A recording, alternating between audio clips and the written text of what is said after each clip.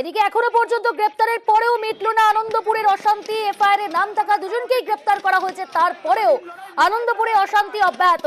আমাদের সঙ্গে রয়েছে বিস্তারিত জানাবে আমাদের প্রতিনিধি উজ্জ্বল। উজ্জ্বল, এখন কি পরিস্থিতি, এখনো কি অবস্থানে বসে আছেন দেবশ্রী চৌধুরী?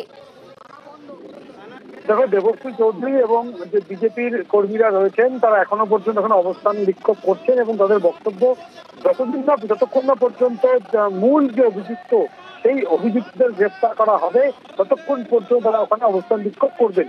ওখানে নারায়ণ, গোপাল এবং বিকাশ এই তিনজন প্রধান অভিযুক্ত বলে অভিযোগ বিজেপির, এবং তারা তাদের দাবি তাদেরকে দ্রুত গ্রেফতার করতে যতক্ষণ পর্যন্ত গ্রেফতার করা হবে ততক্ষণ পর্যন্ত সেখানে অবস্থান করবে। এখন কিছুক্ষণ আগেই তাদের ডিনারের ব্যবস্থা করা হচ্ছে, যেখানে তারা ডিনার করেছে। এখন এখানে বিছানা পাতা হয়েছে।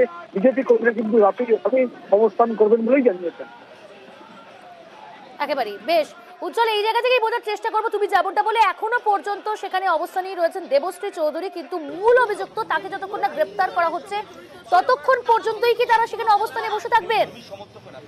এফআইআর এর নাম থাকা উজ্জ্বল দুজনকে ইতিমধ্যেই তো গ্রেপ্তার করলো পুলিশ।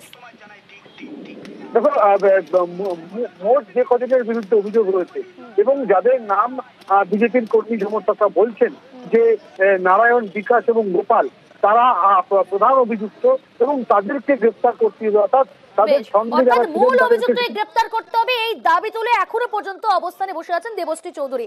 ধন্যবাদ। যারা সরস্বতীকে চপার দিয়ে মেরেছে তার নাম নারায়ণ রঞ্জিত, আর আরেকজন হচ্ছে বিকাশ মালিক।